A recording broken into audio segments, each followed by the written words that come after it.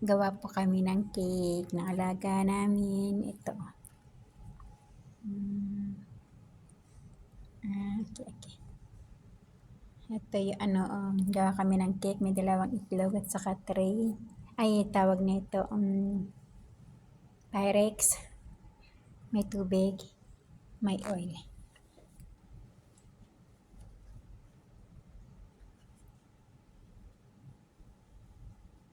Last mo soy, ayan.